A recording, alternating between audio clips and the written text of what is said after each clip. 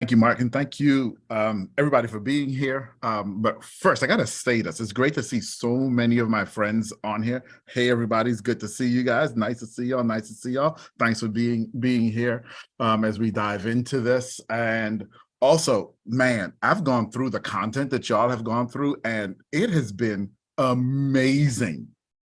Like, just amazing, all the stuff that you've learned so far, and so I'm super excited about that, and I'm super excited to be a part of it and take it the next level. Okay, let me figure out sharing my screen here. Now, I want to be completely honest with you guys. Can y'all see my screen? No, probably not. Hold on. So one of the beauties here is when you're an old school geek or even a marketer, you might be good at those things, but you're not always good at things like hitting the share button when it's time to share screen, which is what I just did.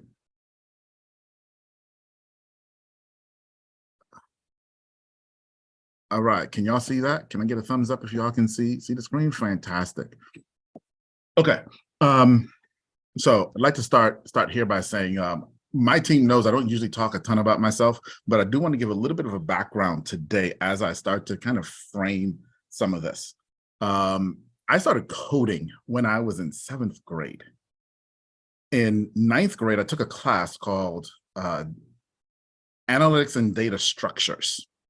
And in that class, Mr. Yee, over the course of a year, took us through a process by the end of the year where we had a test and had to produce a program that he would give us a set of data, right? It was just this big set of data, and we call it big because we were 14 years old. It was like 50 terms. It was this big set of data. And he then would say, okay, with this data, I am going to give you a term, and I want you to write a computer program that would predict which term I'd say next. Now, we did that by then also having other data that said, hey, oftentimes dog followed cat. But if you said bird and then dog, or bird and then cat, then fish came, not cat. What we didn't know back then was he was teaching us literally the super junior version of what AI does, and teaching us to think in that way. So I start today by saying thank you to Mr. Yee for being able to do this presentation based on something that he taught me, oh God, years ago. Okay, won't give up how long that was.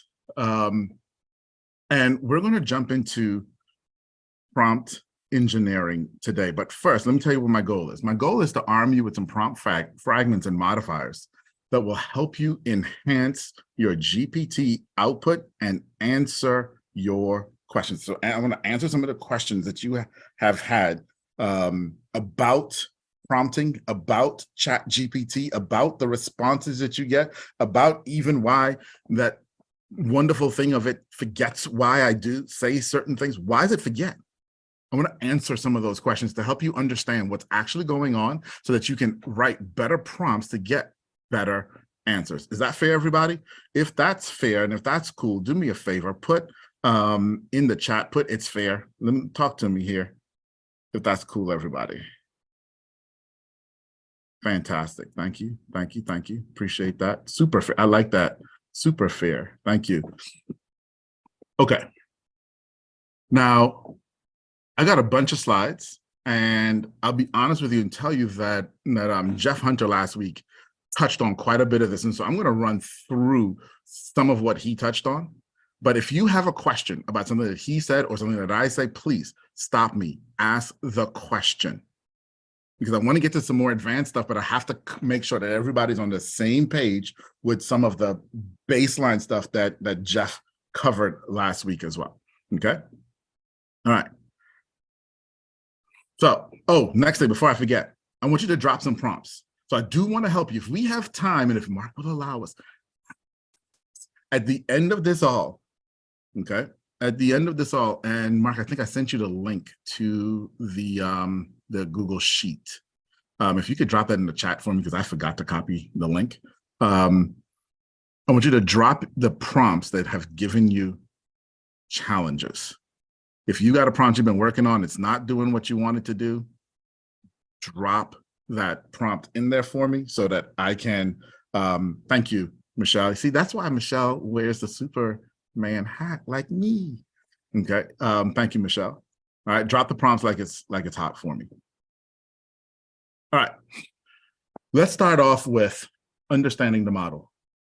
And I want you to kind of understand and take you back so you understand what is actually happening when you type something into ChatGPT. You type something in and it's called a prompt. And the computer, quote unquote, the computer takes that prompt and it tries to encode that prompt. That's a fancy word for saying, get rid of as many words that I don't need to pay attention to as possible. That's what it means.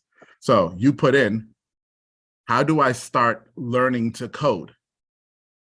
And the computer encodes that to how, learn, code. It cuts all those other characters out, all those other words out. It then takes what it encoded and it decodes it and tries to figure out, okay, now what order do we need to put this in so that we can actually understand what they were asking? And then it performs the operation of, in this case, answering your question. It gets that and then it takes that answer and then it encodes it back and generates an output for you and sends that back for you to read. Does that make sense to everybody? Anybody have a question about this? Because I want to make sure you understand just this. We're not going to do too much theory today, but understand just this piece of theory. If you understand, give me a thumbs up in the chat, please. If you don't understand or you have a question, give me a thumbs down, ask me the question.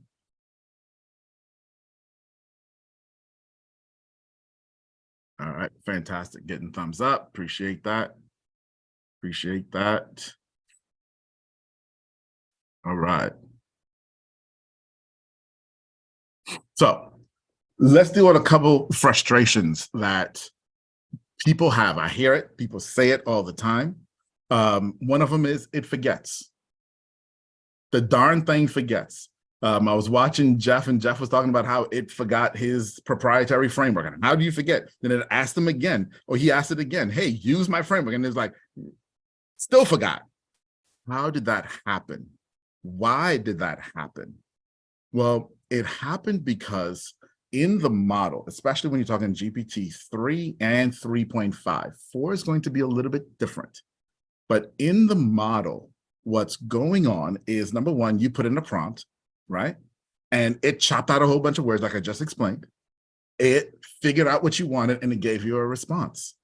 Cool, we got that. But then it also looks at it and says, hey, I've got a maximum of 4,000 words that I can remember or respond with. Combination, how much it remembers and how much it responds. And so every time you send in another prompt in what we call chain of thought prompting, which is what we do in ChatGPT, it has to make a decision. What am I going to remember? And what am I going to forget? Every time you prompt, it has to make that choice. And so when you start to say, hey, it forgot, it's because it's reached the point where it's got too much data and it's got to cut something. And unfortunately, it cut the thing that you thought was super important. And so by the end of today, I'm going to show you how to get over that. The very last prompt that I'm going to give you today is going to show you exactly how to, it happened to you today, Vicky, I'm sorry. But by the end of today, you'll know how to overcome that. Does anybody want to know how to overcome that? If you do want to know how to overcome that, put a heck yes in there for me. Put a heck yes in the chat if you want to know how to overcome it forgetting. Yeah, everybody wants that, right? Now, what about it ignores? Well, guess what? The fact that it cuts the majority of the words that you say, that's how you know it ignores. It's designed to ignore, unfortunately. But it has to in order to actually be able to perform its function. And we'll talk a little bit about that and how you can help that, because there are a few ways around it, but not that many. But we'll talk about that. What about inconsistent output structure? Anybody run into inconsistent output structure? Like you asked something and it gave you something that was beautiful in terms of the response, right? Sometimes you'll ask, hey, give me an idea for, we do video marketing. That's what my agency does, right? And so we may ask, give me a video script, and it will give you scene selection and voiceover and image thoughts. And then other times it just gives you a paragraph of prose. Right, we'll talk about that as well. And then we'll also deal a bit with the robotic and generic context, right, as well. All right, so I got a prognostication for you. And all of you fit in the first line of this. Smart people are going to get smarter, and dumb people are going to get dumber with AI. And smart people are going to get smarter because you're going to learn to ask better questions. That's all prompts are. The better we ask questions is the smarter you'll get, and the more you'll be able to have the system do for you. No, Michelle, you're one of the smartest here, so you're fine, okay? So what the heck is this thing called prompt engineering? Well, prompt engineering is the process of designing and crafting the text. Yeah. Okay, that's a whole lot of speak. It's asking questions, y'all. Prompt engineering is the art of asking questions. Now, it isn't just especially if you're married, it isn't just the learning how or just asking a question to your spouse. Although technically it kind of is, because Mark, there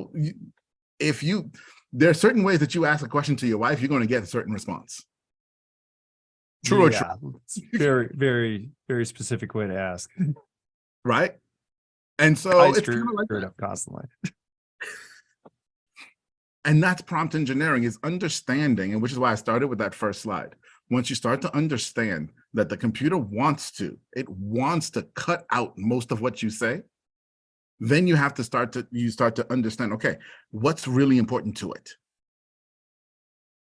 And as you start to understand that, then you start to get better responses. Or in our case, for those of us men who are married, because women never have this problem with their husbands.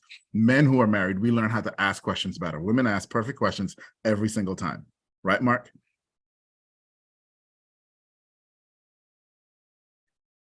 All right. We're going to master the structure. Now, the first thing, and so again, here in this first set of slides that we're going to go through, we're going, yes, we asked Mark, right, Mark? We're going to go through some of the basics here. Now, as I go through these basics, I'm going to kind of go through some quickly. If you've got a question, please raise your hand, get my attention, explain it. Actually, we're going to talk about explaining it a different way, by the way. Raise your hand, get my attention. Mark, is it okay if they come off mute and interrupt me? I don't mind. Do you mind? No, I could do it. Okay, great. So y'all have permission. You can come off mute and ask me a question if you need to, okay, to get my attention. So number one, first thing is, what is GPT's role in this conversation? So we're going to tell it, act as a, or I am a. What are you? Okay. Act as a YouTube copywriter that knows video SEO. So here we even took it a little bit further. Sometimes people just say, hey, act as a copywriter. No, I was specific. I am a YouTube copywriter, and guess what? This is what I know. Why do we do that? We do that because as these models get bigger, they know more stuff. Some of us here are old enough to remember going to the library. And when you went to the library and you walked into the library, you asked the librarian, you said, hey, I'm writing a book report on X. And the librarian said, that's upstairs to the left in this section would be the reference books on that topic. So what we're telling GPT here is, hey, this is who I am. Go reference that data that's up there on the left. Ignore everything else for now. Go reference that.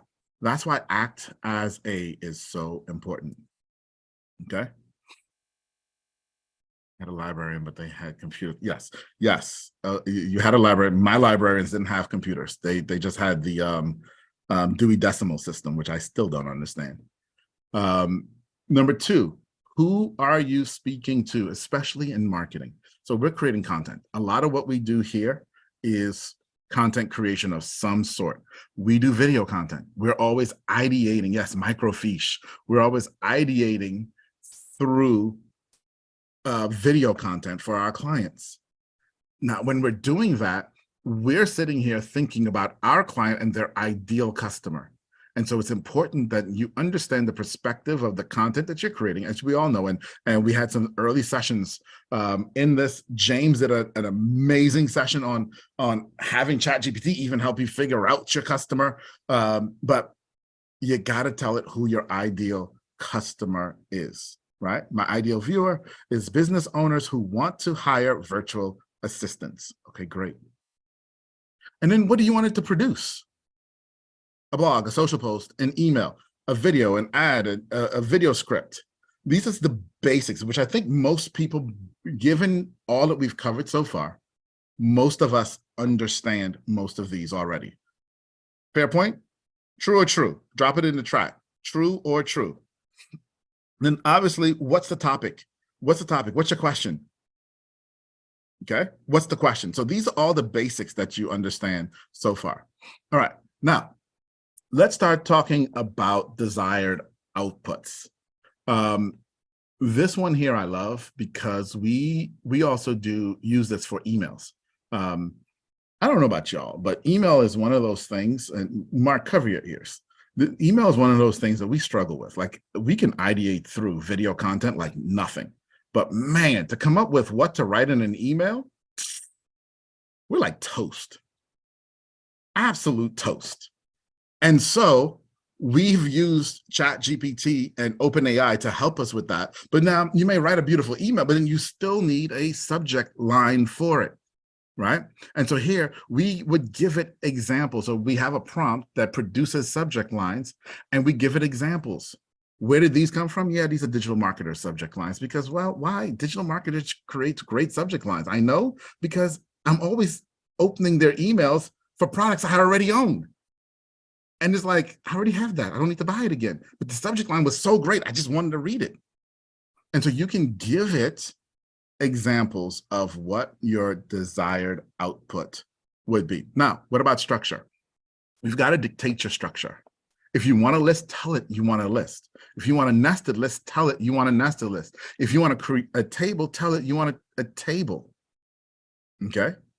One of the ones we use a ton for social posts, because nobody wants to sit and read a 2-page social post that's all in one paragraph. No, you don't want that. You want a social post, especially on LinkedIn, usually are 1 sentence per paragraph.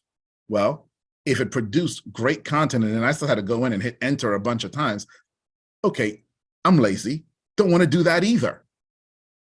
So you can tell it each sentence is a paragraph, and it will format that for you. Going back 2 slides ago, if you wanted to give it structure examples, you can do that as well. You can say structure it in the example of, and give it the example of how you want the structure, and it will return that. Anybody have any specific structure questions before I move on this? Because I saw somebody ask about it a little bit earlier. Actually, we did have a couple questions if you want to do that now. Okay. Let's see. We have ND saying, what sections changed between your first talk and this talk? If you just want to, kind of go over where kind of you started. So that's a great question, Andy. And here's what changed. The first 8 slides are all the same, and in terms of when I'm numbering here. Then I think when we get to about number 10, it starts to change, and then the end of this is very different. Nice. And then if you want to look at, can you see the Q&As, Atiba? Yeah, There's a question by Sabrina Boyd. I use prompt now each time I start in the chat. Act as a topic. You have all the information on the topic. Okay. So good. So you're using this to kind of train it on who you are. Is that what you're saying, Sabrina? Yes. Yes. So that's perfectly fine. And I'm going to give you a better version of this in the end as well. Nice. Okay. Go back to step 4. Mark, did you have Mark Sellinger? Did you have a question on step 4?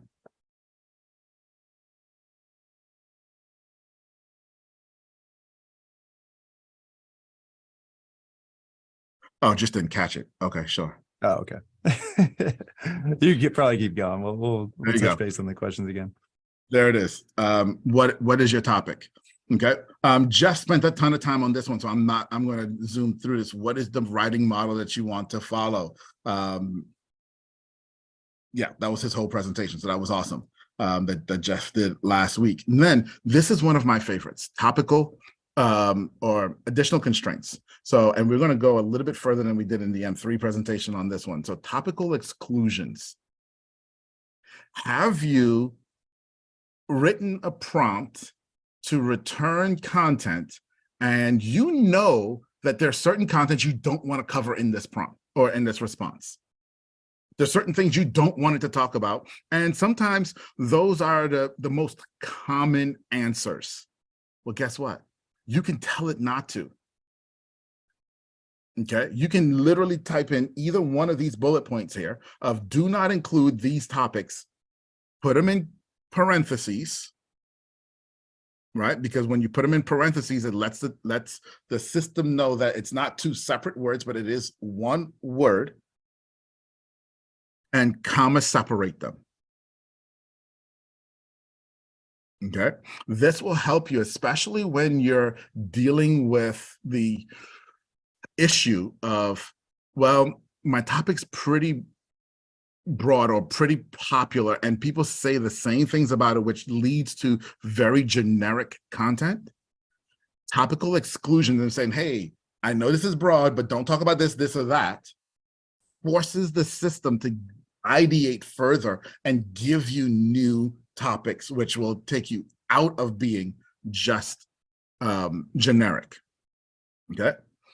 Next is phrase exclusions. This drives me nuts, and I may be the only one, but please write a blog post. In this blog, in this video, drives me nuts. So just tell it not to. If it's doing something like that to you, where there are certain phrases that you don't want it to use, you just like the topical exclusions, you can say, don't use this phrase. Now, what I'll tell you about phrase exclusions is it doesn't always work. It works, in my opinion, 70 to 80% of the time. Okay. Especially the in this video. If you're writing a video script and it's a long video script, it may not start the video with in this video, but paragraph number 5, here comes that in this video. Okay. So phrase exclusions, tonal suggestions. Jeff talked about this before, and I know some other people have as well, that you can get into great tonal suggestions with the chat bots. Now, this is one of my favorites as well. Let's think about. And you can take each one of these exactly as they are. You don't need to change them. This is how we use them. Okay, so let's say you have a passage. Let's think about this passage using an example. So sometimes we want it to rewrite. Well, maybe a rewrite isn't just what you want. Maybe you want something that's completely different, and or a rephrase isn't what you want. You want something that's completely different and a different perspective about the same thing. Okay, great. Let's think about this passage using an example. And it will come back and create an example / story for your content. Let's think about this topic from a reverse perspective. Again, the thing that we do at our agency is a ton of ideation. And when you have a bunch of clients and you're ideating for them, it's so easy to get pigeonholed. And even in your own brand, it's so easy to get pigeonholed and only see things from one perspective, because that's the way you've looked at it forever, right? You did your ICP, you did all your docs, and you only think about the world in this way. These give you the opportunity to see things from a completely different perspective. And sometimes realize things in ideation that you would have never considered before. Okay. Another one is think about this from a bigger context. So this helps us with clients. Have you ever talked to a client and oh my gosh, I'm thinking of one right now. Have you ever talked to a client and you're trying to understand what they do because you're trying to create copy for them or a video, what have you? You're trying to create content for them. And all they can do is give you the details of how they make their widget.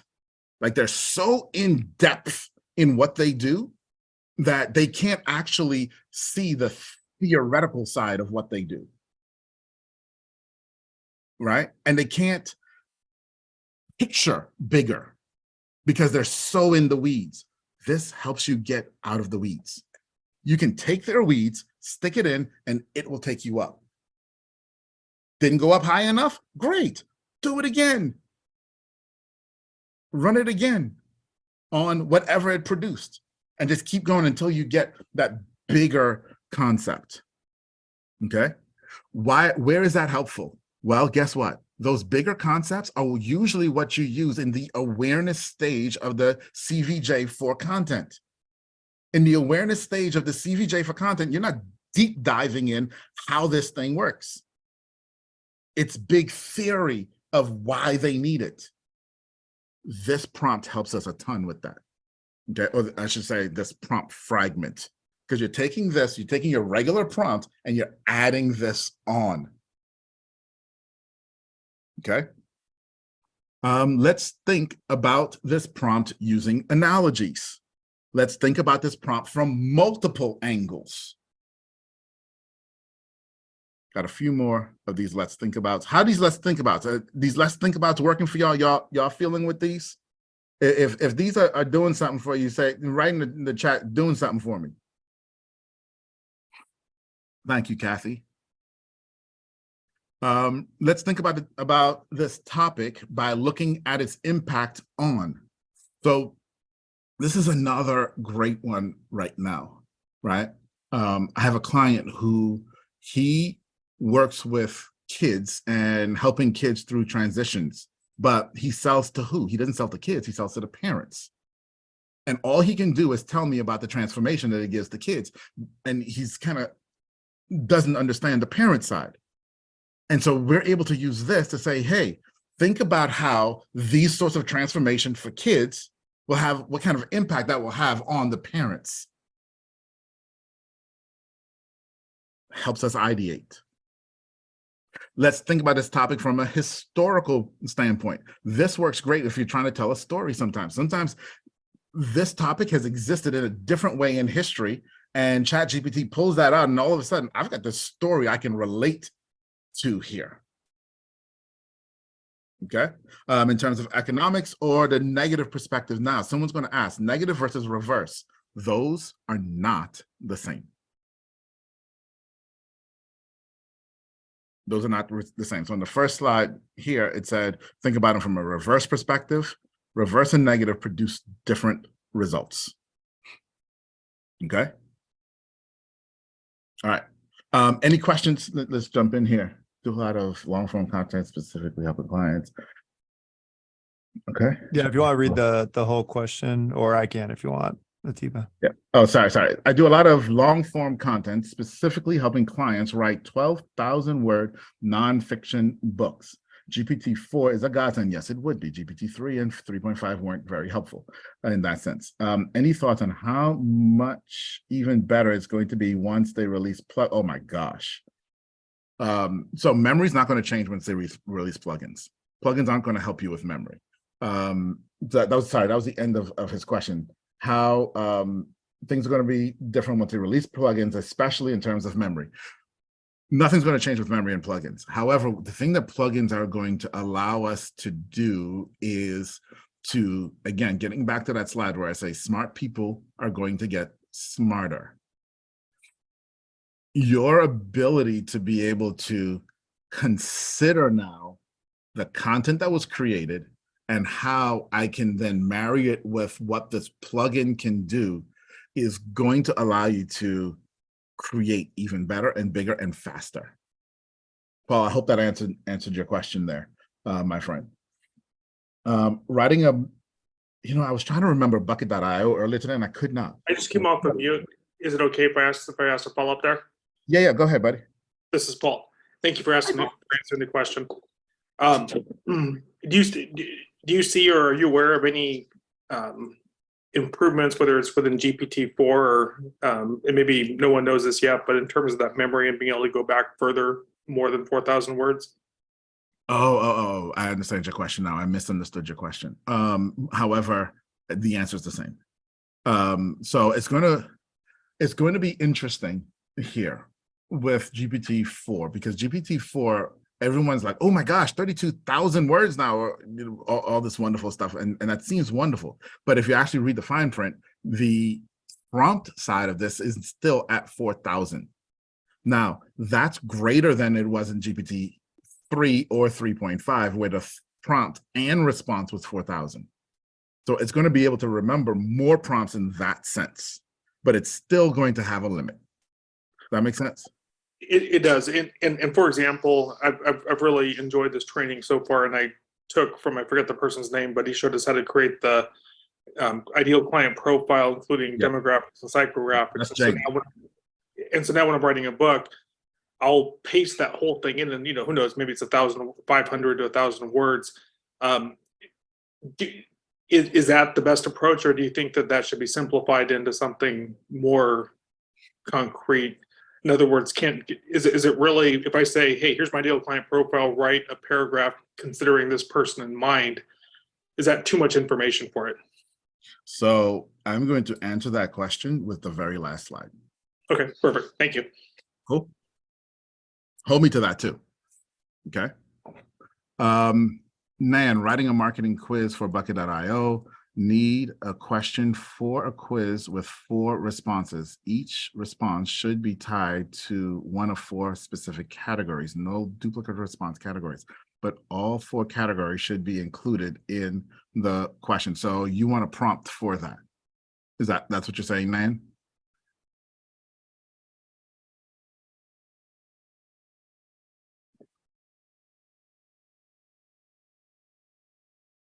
Do we have Nan? You do. I just put yes in the response there, so I thought you saw that. Sorry. No, I didn't. I'm sorry. I'm so sorry. Okay, we can talk about that one at the end. Let's hold that because that's gonna. We have a prompt that does something similar to this, but not exactly. So hold that. Let's talk about that because that's going to take a little work. Okay. Which is fine. Okay. Besides commas, how do other elements like parentheses, brackets, and impact input and output? It depends on what you tell it. So ND asks, besides commas, how do other elements like parentheses, brackets, etc. impact or the input/output? It depends on what you tell it with ChatGPT. Y'all gonna get tired of this answer, but the last slide is also going to answer that for you there as well. Because you'll see how I'm using them in the last slide and how I tell it in the last slide that a curly bracket means this versus a square bracket means that. So you can absolutely tell it. So that's my answer for the moment, ND. Also, this is Paul now. Also, I see that GPT-4 just released templates. That seems like it's going to completely undercut companies like Jasper. Any thoughts on the direction of OpenAI? OpenAI seems amazing to me, but would love your thoughts on it. No, it's not going to undercut Jasper. Would be my short answer to you. My longer answer would be, I haven't seen the templates, so that's my longer answer. Go ahead, Mark. Oh, I was going to say, Jasper really focuses on small business. So in terms of how it generates answers, it's trying to generate answers for business use, which is a big differentiator from ChatGPT. But the whole system itself, again, is a research platform. So my theory is that OpenAI's entire business model revolves around licensing agreements with outside businesses. So they're not planning on making money with consumers using the product. They really just want to get those APIs out there, because pretty soon, once everybody has an app that's driven by OpenAI, they're going to start charging those companies for it. So that's my theory. Well, guess what? They're already charging us. Yes. I mean, I pay the bill monthly. They're already charging us. Yeah, and it's going to be, to Mark's point, you know, a company like Jasper uses OpenAI, right? And so you're not going to really piss off your customer base in that sense and compete directly with them, right? Like, digital marketer is not going to start doing marketing for agent or for small businesses. They teach us how to do it. That's what their job is. That's what they do, right? All right, Stephanie, at what point in the prompt do you use let's think about terminology? That's a great question. Because there, let me think about how I answer this well. There is no direct order to the prompt. If we go back to that third slide, where the first thing it's going to do is figure out what words to cut and then reorder what you say, guess what? It's reordering what you say. Now, logically, it may make sense to put it in a certain way so that it's readable to you as a human, but the computer doesn't care. Okay, Stephanie. Kathy, would you please clarify your meaning with regard to the angle of reverse perspective? It's a good question, Kathy. So what I'm trying to do is think of a good example for you. Negative means negative, right? So here. Is the Samsung watch good? No, okay, let me go a little bit further. Studies have proven that the Samsung watch is good for children under the age of 6. Is that true? Let's say that was your prompt. Think about this from a negative perspective. What type, this is the response, what type of idiot would give a Samsung watch to a 6-year-old child? That's negative. Reverse would be, whereas studies have shown that children under the age of 6 would benefit from a Samsung watch, the concern exists of what the long-term effects of that would be on the child. Does that make sense, Kathy? As an example.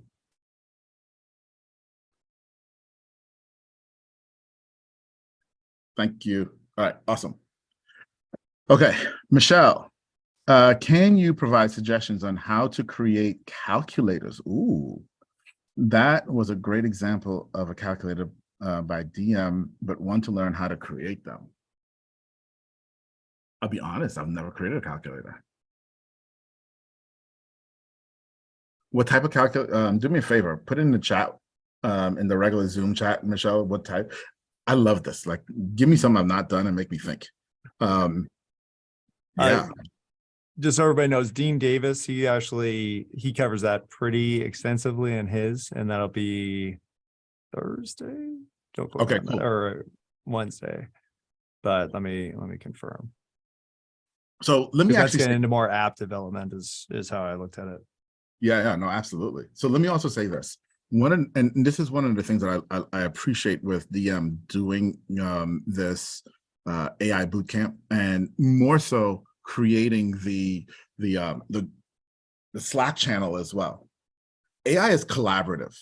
You know, for human history, we've learned stuff and we've kind of siloed, and I learned something, but Mark didn't know it, and I'm not sure I'm going to share with Mark. But the point of AI, the genesis of this all is a collaborative experience of all of us working together, learning from each other, of I learned something, I shared it with you, you learned something, you shared, and we go back and forth on this process.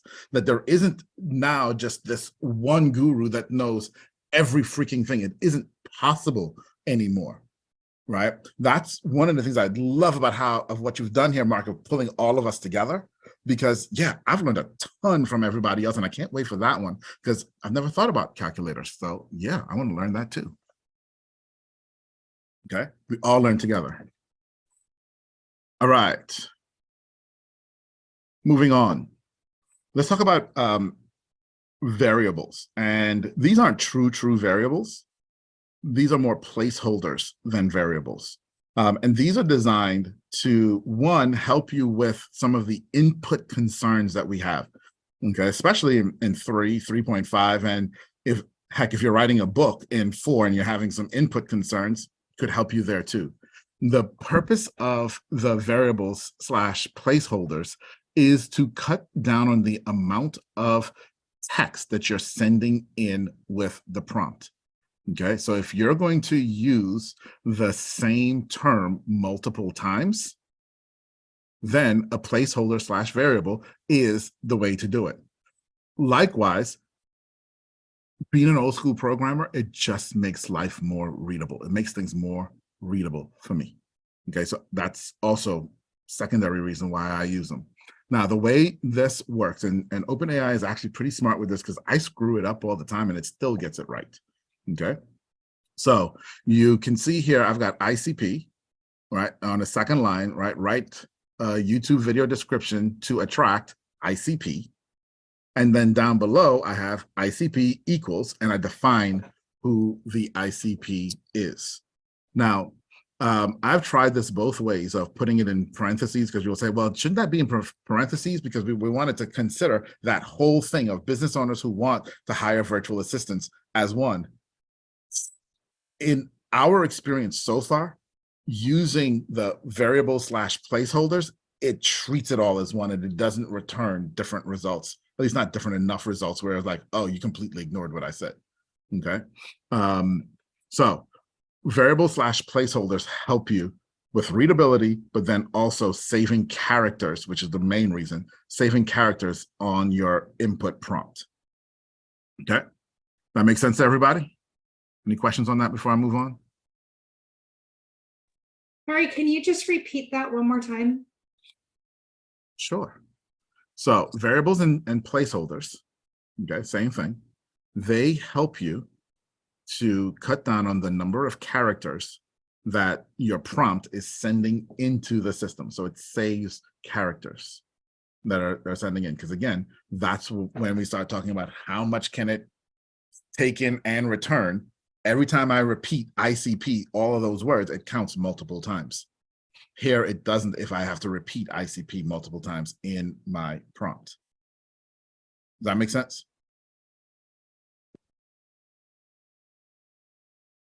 Yes, thank you. You're welcome. Okay, what about hallucinating? Anybody have it hallucinate on you? Anybody want it to stop hallucinating on you? This prompt will make it stop hallucinating. Now, it's going to be in the slide, so you don't have to go copy or try to write all of this down right now.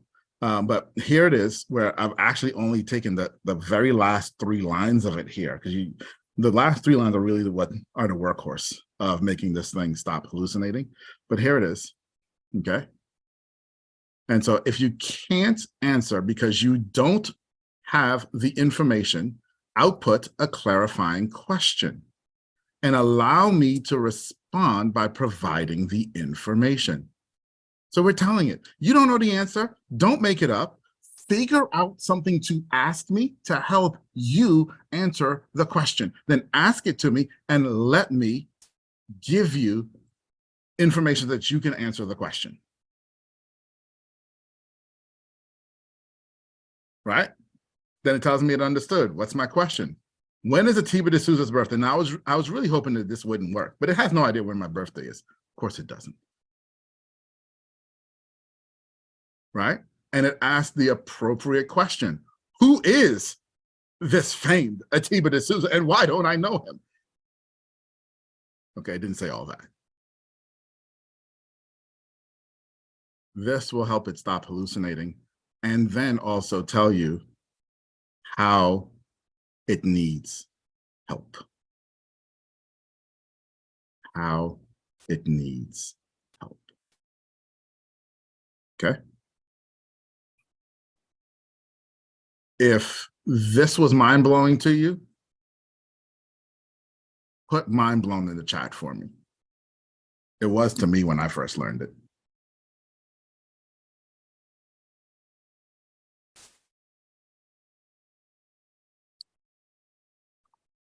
Okay. Y'all ready for this?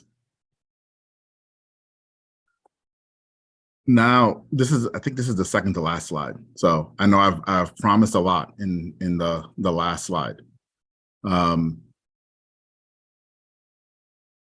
We talk a lot about training ChatGPT. And one, I somewhat hope that you understand from what I've said that the concept of how we've been thinking about training ChatGPT is a little bit flawed.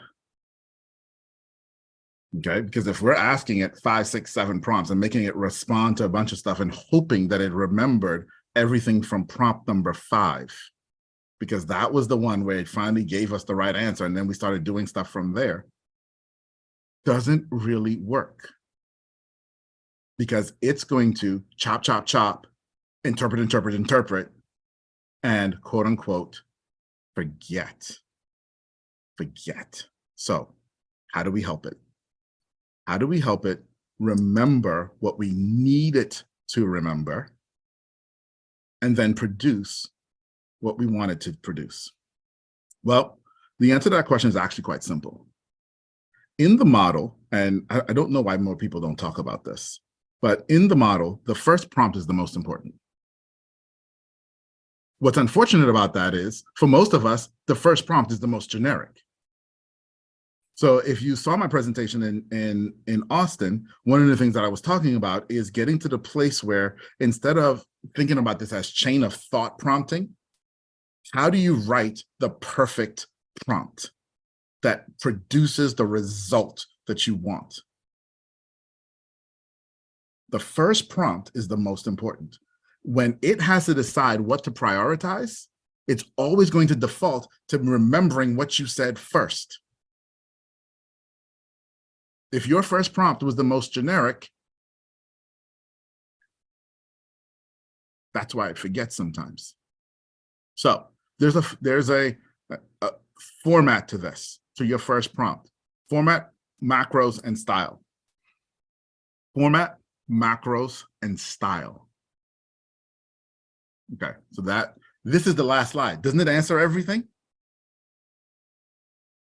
It's a joke, y'all. Somebody laugh. Put laughter in the chat box. I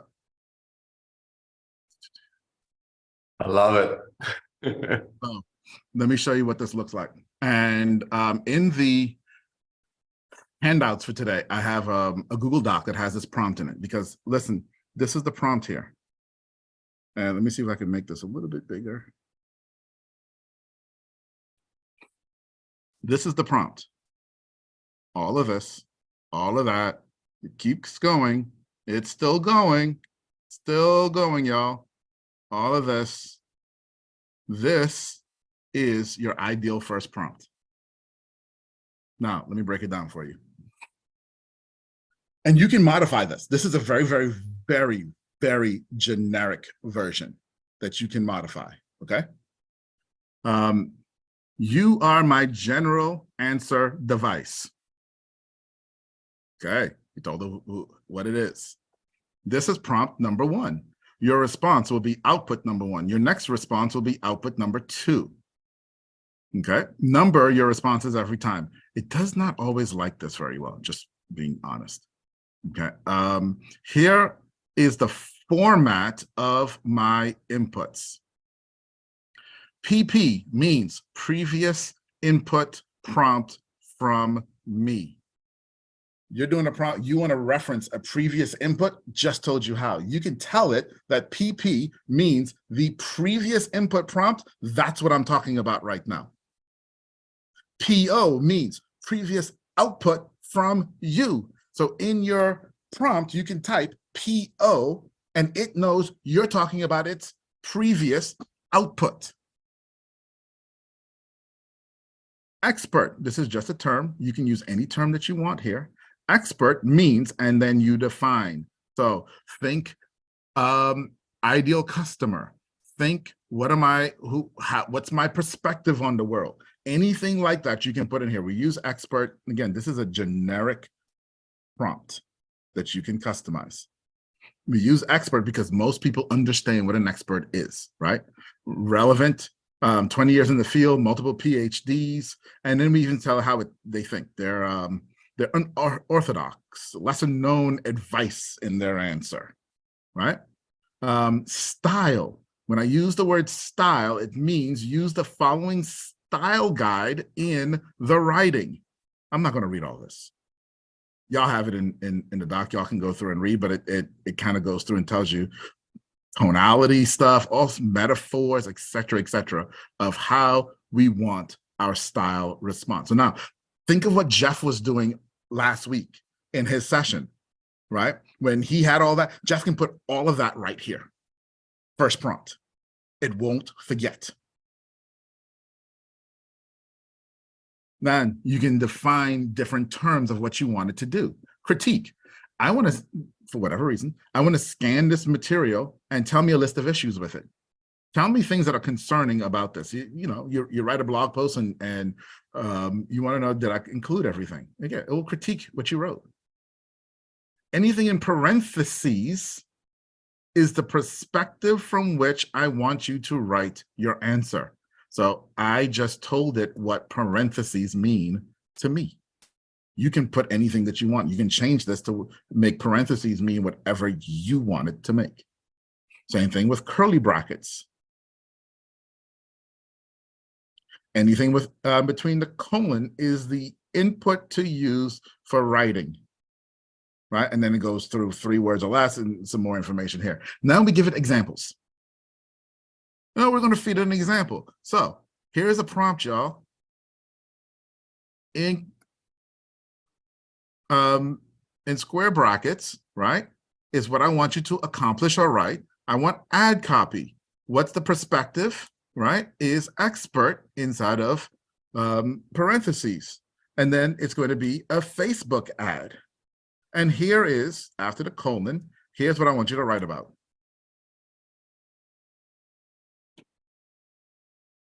That's the prompt.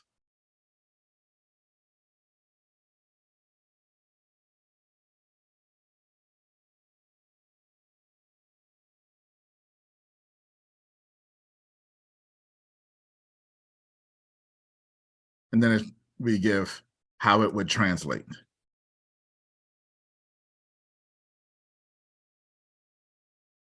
The question mark symbol means this. Example. So this now says previous output. I got a question about it. Will translate into explain your reasoning for your last output. All you typed in was that.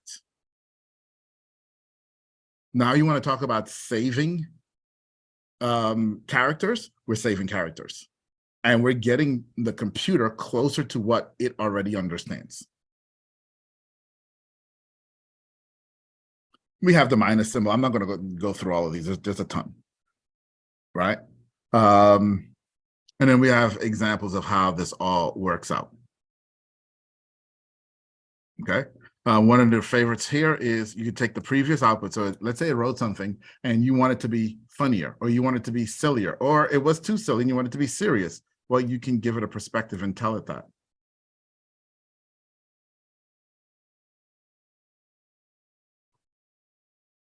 Okay. You can even go to the point of giving it a percentage. So I want it 20% more serious. Here's my goal here. Okay. Because I know this is a lot. This prompt is, I'm not even done. The prompt keeps going. My goal, as I told you guys a little while ago, there is stuff that you can do with AI that I know that's different than what other people know. And we're all working collaboratively together. And the purpose of all of us working collaboratively together is so that we can create greater. There is greater, and this is a basic advanced prompt, if that makes any sense to you. Okay, when we get into advanced prompting, this is this just scratches the surface. There's so much more that you can do. There's so much more that you can learn. So I'm also going to challenge you that as you're learning, there are a lot of people who are giving you the same generic answers. Go deeper. Go deeper. There's a lot more here to learn. Okay, what does that all look like? All right, so we're going to write a video script from an expert opinion. It's going to be a YouTube short about why digital marketer certs are the best. Okay, I'd like it to include a hook, scene selection, and voiceover. So I took the basic prompt and I said I want specific output format as well. The please write in English is optional, whether you want that or not. And it did that.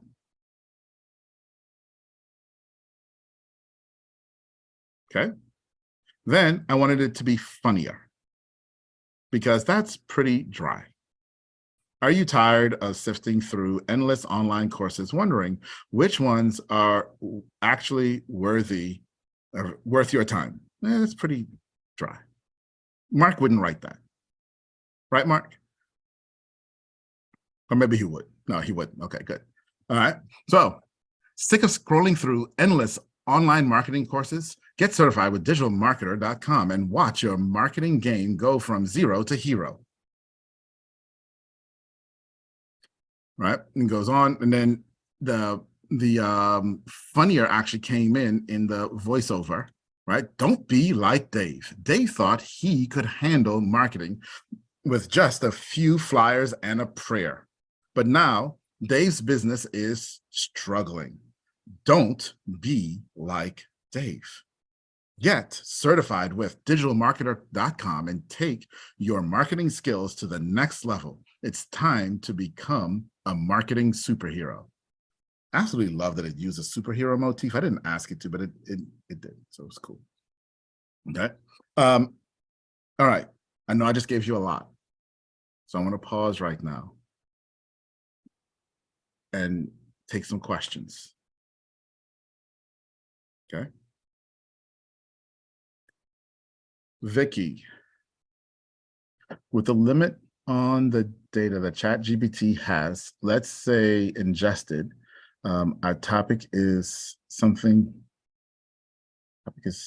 now that has been growing since 22 to 20. Okay.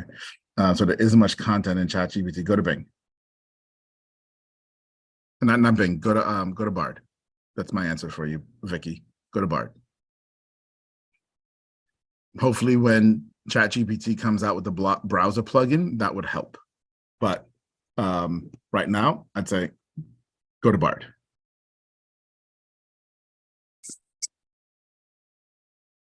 Have you got it? You saying something, Mark? No, I was going to just go to the list of questions. Oh. What is the benefit of saving the number of characters? Harry, thanks for your question, Harry. The benefit of saving the number of characters depends on what your output is. If you prioritize your output and need a lot of output, and you're starting to reach the output limits, then you want to save as many characters as you can so that you can get better and more output. Okay. I guess one of the things to also understand with me, I get that you can write more please and all of this. I'm very much into writing one prompt, getting my answer and leaving. I get that ChatGPT was created so that it could be chain of thought prompting. I get that. However, chain of thought prompting is based on single thought prompting. And they just extended the model. So they're trying to get you to that anyway. So I just try to go there.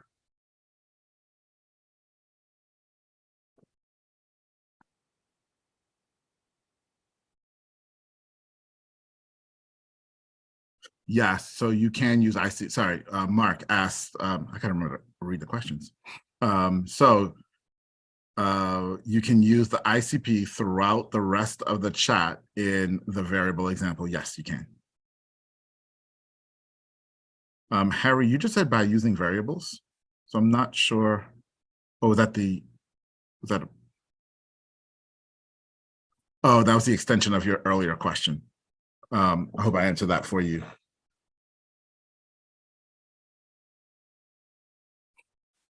All right. I think, is that the last question? Mark?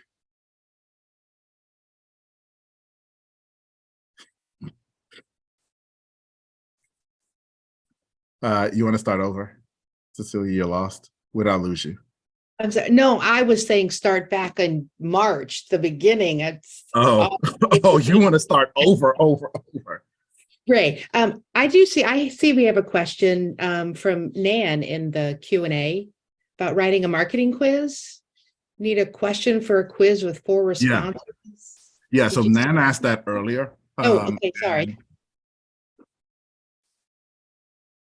I need to know the specific case, and we could probably sit and do that. And this is part of what Jeff was saying last week too. Like one of the things that's going to happen is there's going to be a new career for people who can write effective prompts. Right. So man, yes, so what we have, because and it will need to be extended from where you are. So, and do you want the entire quiz, or just need a question for? No, I really want the format in essence. So I've got a quiz. I want it to make up a quiz question. I want it to make up the 4 responses. There's 4 categories or buckets. And so therefore the response I want tied to an individual bucket, but I want all 4 of the buckets represented in the question. What it tends to do is break it up into, here's a question, all responses go to this bucket. Here's another question, all the responses go to that bucket. And I want every question have each of the 4 responses tied to each of the 4 buckets. Yeah, I got you. Phrasing that, I have to write it and rewrite it. And I'm like, geez. So it's going to get confused there. Okay.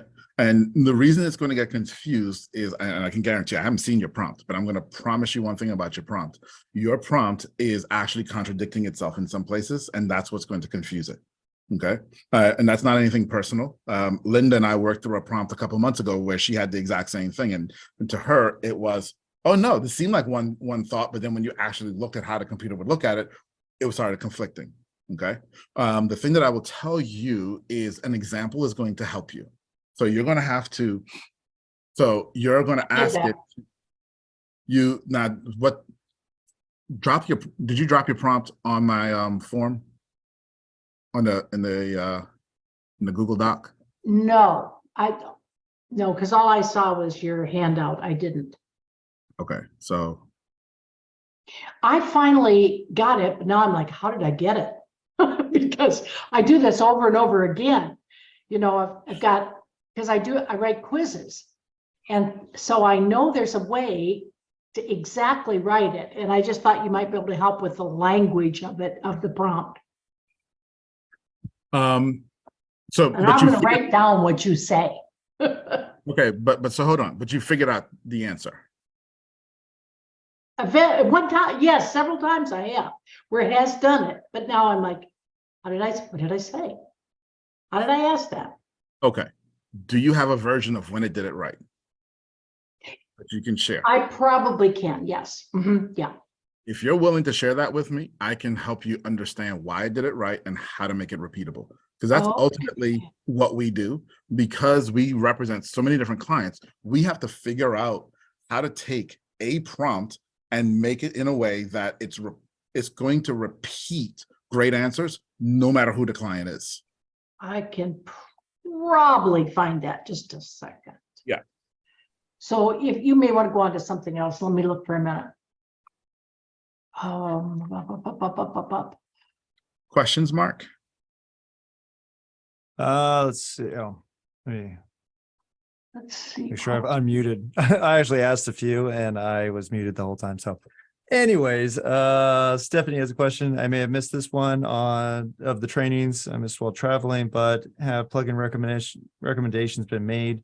I keep hearing about one that supposedly makes it so ChatGPT gives current info, but I don't know what it's called. So I'm guessing current info would be polling browser. live info. Yeah. Yeah, so the ability to browse will get you to current info. What's hysterical is, in case you didn't know, Jasper now does that too. And they released it before, ChatGPT in their Jasper chat.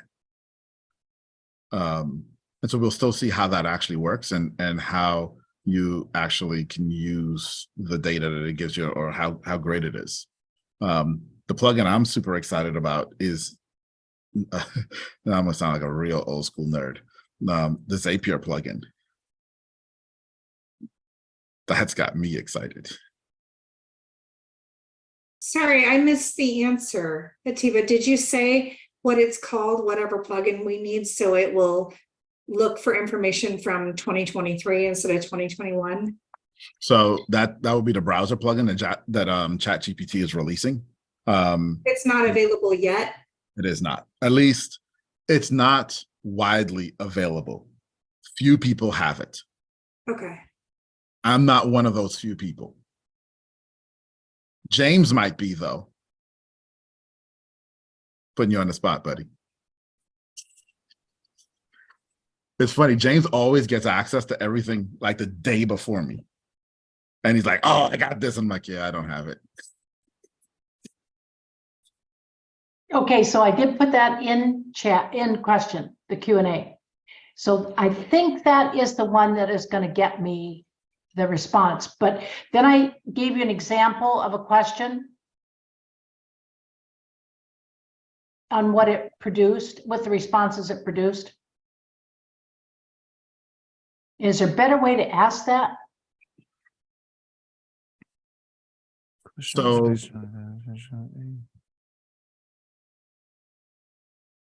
Okay, so your prompt was write a question on challenges with business strategy and planning or branding and customer journey or marketing and sales. Yeah. I would rephrase that whole sentence to Yeah, start. Yeah, just tell me what, and I'll write it down. should be 3 responses for the question with tied to one of the challenge. But okay, so but you didn't define. You say tied to one of the challenge areas, but you didn't define what the challenge areas are. Yeah, that's the business strategy and planning, branding and customer journey, marketing and sales. Uh-oh. Those are the Okay. challenge areas. Yeah, it looks like what you need to do is separate all this into separate questions. I was afraid to Or- put a comma in there, so you think I need to just say Well, there one, you'd are have 3 to- challenges? And Yeah, and and the 3 challenges are this, and then it'll reference that to be able to answer the question in those areas. But the whole thing is this should be like 3 different prompts is what I would do, or 4 different Really? prompts. oh, wait a I minute, agree. but I only want 3 responses to the question. Yeah, I'm- but the way you're producing it is just clunky is the word Yeah, for that's why I'm asking you to rewrite it for me. it. okay. Oh. Oh, so you at the end of the day, you want a question for a challenge on business strategy, planning, or branding.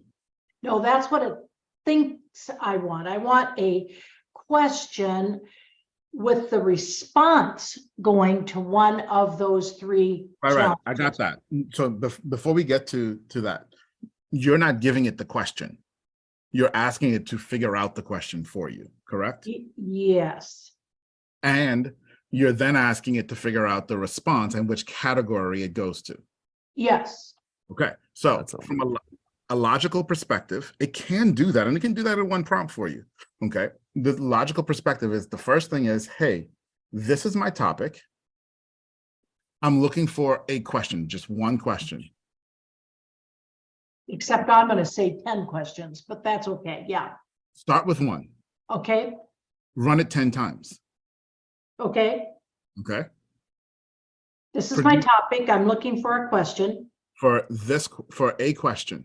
Uh-huh. Now, the question will have 4 possible responses. The response categories should be, and then give the name of the category and a description of the category. And I should say X, X, and X, right? Define Right. X. Well, X is the 3 challenges, Yes. writing them out. The response categories should be branding and blah, blah, blah, blah. Should be, so X, X, and X. Yes. Defining what X is in each case. Yes. Okay. And that will help. Just trying to find something else for you here.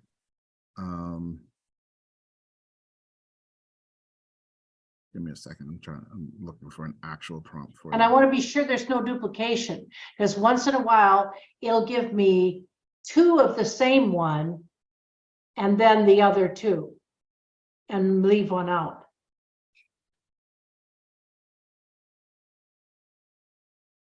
And that's where now the example comes in. So Okay. after you write everything that I just said, say an example would be, and then tell it question and give the question. Okay. Then answer 1 is, and give an answer and say, this is this category. Answer 2 is this category. Answer 3 is that category. So be very specific in the response that you give it.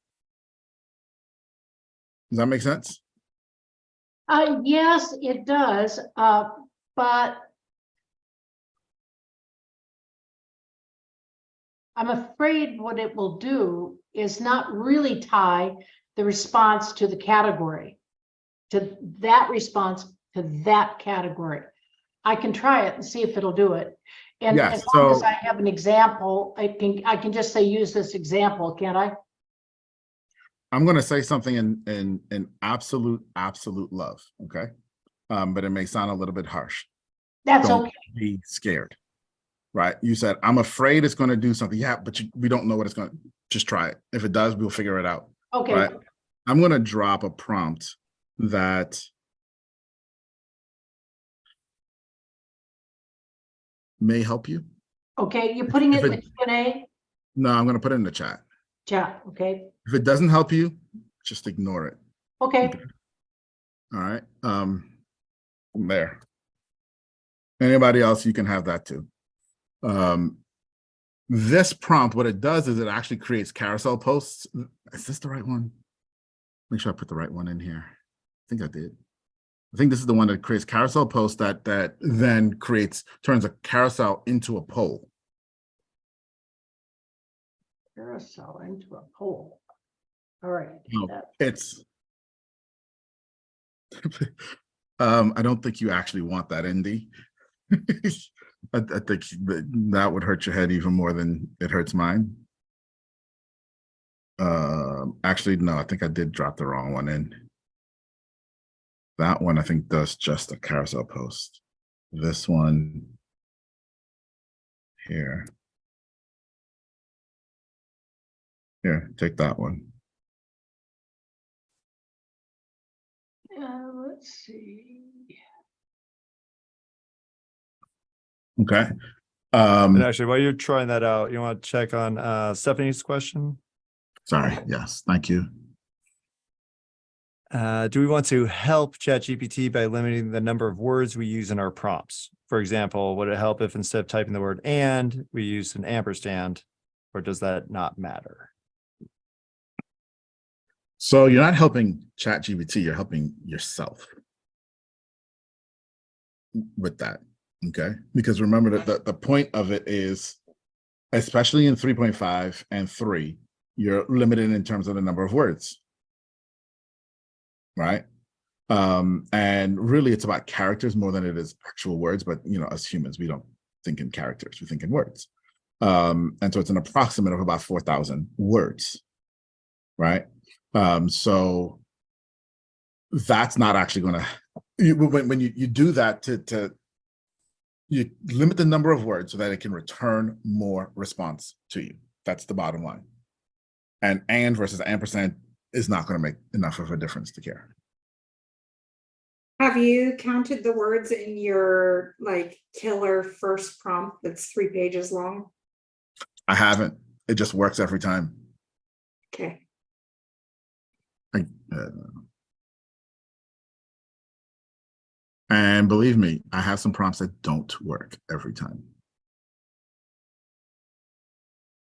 I have, we did a prompt. So real talk for a moment. One of the things that we're working on right now is LinkedIn prospecting. And anybody use LinkedIn Sales Navigator? Okay. The whole point of a GPT model is that, and an AI is that it takes a bunch of data and finds commonalities in data that the human eye can't see. Just the whole point. And then it predicts what the next set of responses will be. Okay. So we got the bright idea in LinkedIn Navigator because we always just get stuck with the criteria for Navigator to find the people that we want. And so we got the bright idea. Could we write a prompt that took the profiles of 5 LinkedIn Navigator people that are our ideal customer and then create the LinkedIn Navigator search for those? Anybody interested in something like that? Yeah, we were super interested too. And we got it to the point where it will only take 2. It will only take 2 profiles. We go to 3 profiles and it just craps every time. But 2 profiles is not enough to actually give you enough data to find anything worthwhile that the human eye couldn't see. So we're still working on that. And if we get it done, I'll let you know. Let me rephrase. When we get it done, I'll let you know. Love it. But that's kind of my point about why prompt engineering is important, because it allows us, and why having these conversations are important. 6 weeks ago, we would have never thought of that. But because we're using prompts to help us ideate our generic content, or not generic, general content for our clients now, and that's sped up and given us so much time back, now it's allowing us to solve problems that we didn't even realize we could solve before. That's the beauty of what AI can do for us. Actually, I just got another question from Michelle. I must have probably in the chat or something. Do you start every chat with the master base prompt, or do you start a new chat and tell it to refer to the master base prompt chat that you've already saved? So that's a good question. No, I don't start every prompt with the master chat. The master chat is for when, like how Jeff was doing when he had his different clients, and you have a chat that's generating content for this client. That's when you do it. If you're just asking a one-off question, no need. No need to go through all that, because it's a lot. It's going to take a good 45 minutes to set it up correctly. No need. But if you're going to return to this for the next 8 weeks, then yeah, do it. It's worth the time. All right, let's see. We got Vicky 2, another question. Bard or ChatGPT? This space is moving so much. This space is moving so much. How much have you played with Bard, and what and who is it better for? So that's a really great question. I'm going to answer it in this way. So in case you hadn't noticed, Jasper uses 4 different models to produce content. And if you actually listen to them, there's actually 5 models that they use. If you're really, really listening, okay? Why is that? Because every single model does something different and does something better than another one. So if you want to write, in my opinion, just straight writing, Bard wins. If you want ideation, ChatGPT wins. We're building an app right now that is designed to help you with ideation of video content. So basically everything that we do. at our agency. It's encapsulated inside of one app. And so we're going to be doing that. We're going to be using 2 or 3 different models to help produce content, because Bard's going to do a better job writing a video script, whereas ChatGPT will do a better job writing the title, right? And who knows, Anthropic may do something else better than the others. And so we may use 2 or 3 different things to pull together to create one piece of content. These are tools, they're not solutions. Nice. All right, last one. How are you using visual AI like Midjourney in your process? So I'm not. prompt engineering and Midjourney. I'm not, honestly, here's why. I spend so much time in written prompt response and engineering, and I know that world, and the reality of the fact that I am visually a dunce. You just haven't practiced it. That's all it is. It's and when I need something, I'm just gonna call Mark because he's super good at it. No, Well, I will say that the prompt engineering definitely has an application within Midjourney. The big difference between something like ChatGPT and Midjourney or any of the graphic kind of creators is there is some abstract aspects to it, like the stylized function on Midjourney. What the heck does that mean?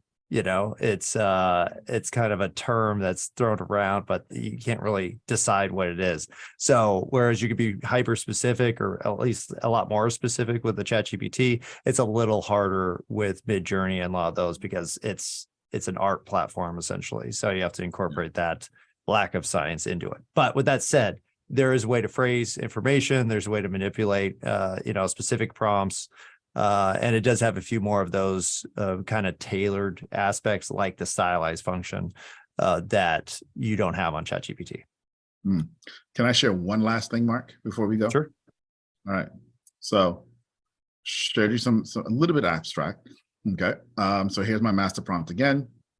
Big thing that I changed this time is look at the expert, right? So my expert is an expert in content marketing. Looks like Clark Kent, but has a friend, Atiba, who is Superman. They have run a content marketing agency and currently are the president of Digital Marketer, an education company. Anybody know who that is, by the way? Just a random friend of mine. The rest of this stayed the same. Then I asked it to produce a video script about how to make money raising chickens in Texas. Okay. And it wrote a pretty decent, goofy, silly little script. And you say, okay, that's just another silly example. Let's get real though, T, but we're not writing scripts about chickens in Texas. Okay, great. So what about a blog outline about the customer journey, customer value journey? Well, it gave me a blog outline. And by the way, it knew that this should have 8 stages. We're on the right track because it's not one of those 4-stage customer value journeys, right? So it gives me this blog outline. Okay, great. What about something? Let's get a little SEO now. Let's get some keywords, and semantic keywords. How does that work? Okay, so I'm looking for keywords and semantic keywords, and the expert for a blog, same blog title here, and boom. It's going to give me some stuff as well. Okay. Got it. So you can absolutely use this for very, very practical things as well. That was my last example. Awesome. Well, thank you so much, Atiba. I think, the whole format is huge. People will definitely need to rewatch this episode if you're not familiar with, prompt engineering. But once you understand it, it makes a huge difference in terms of how well you're able to consistently produce the results that you're looking for with ChatGPT. So, Atiba, thank you. Where can people find out more about you and maybe get some more of that prompt magic going? Yeah, so listen, all seriousness, I want to help you, okay? I want to answer your questions. I know you're going to have a lot, and they're probably stuff that I've run into. The best way to do that is go to Meet Atiba. That's ATI, B as in boy, A. That's my name, meetatiba.com. That's going to take you to my LinkedIn. You're going to go directly to my LinkedIn. Once you get there, connect with me, send me a message. Let's talk. Drop me a prompt. Let me help you. Love it. Well, thank you so much, Tiba. I definitely recommend, since this is fresh in your head, that you go ahead and try some of these out. That way you have them saved in the chat and you can see if they work or they don't. But if you need to rephrase. Atiba, like I said, excellent content. Love that you continue to develop it since the last time I heard it. And I'm definitely going to start employing this as well. Maybe I'll make a version for Midjourney or those kind of visual aspects. But it's all applicable. So very much appreciate your time. Oh, my pleasure.